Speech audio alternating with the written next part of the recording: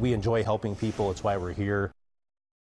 Only on Fox 6, a firefighter at Lake Country Fire Rescue. First responders there are always on the job. Fox 6's Brett Lemoyne has more on the rescue at 36,000 feet.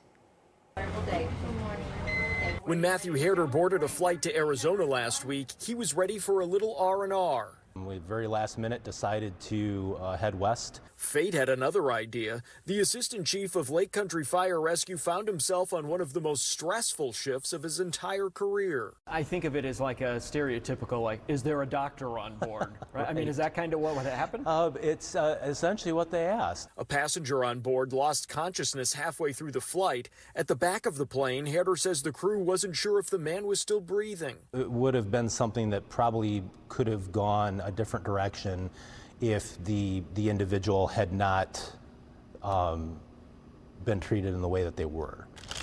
Herder says he even gave the man an IV that Southwest had on board. He says the pilot questioned if an emergency landing was necessary. You're not going to be on the ground in 5 minutes. You can't call for another ambulance or a fire engine to help. Herder stayed with the man for 2 more hours until they reached their destination in Arizona. He says emergency crews were waiting when the doors opened.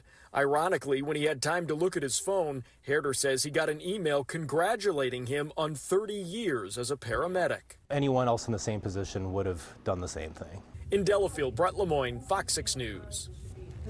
Now, another passenger reached out to us about Herder's heroics. She said she recognized him because of Lake Country Fire Rescue's therapy dog, Tesla. Tesla wasn't on board the flight, but Herder jokes that Tesla would have been a big help keeping everyone on the flight calm.